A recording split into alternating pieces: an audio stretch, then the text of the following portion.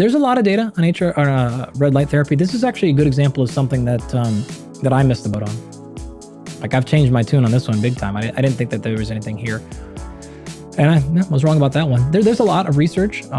What is red light therapy doing? In my head, I was like, maybe it's mimicking the sun or something. I don't know. Okay, so there's a couple of wavelengths. There's one around like 640-ish nanometers and another about 850 nanometers, plus or minus here. And what we're looking at here is red light therapy in those wavelengths have an ability to cross and get into tissue. So they can get past your skin layer.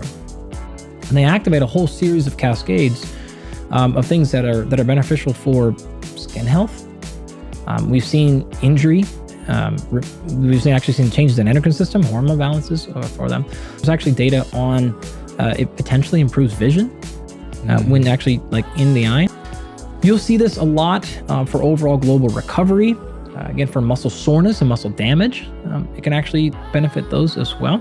I have them. There's a bunch coming out, but they actually get hyper specific and like focus on a certain area of your body that is damaged in tissue.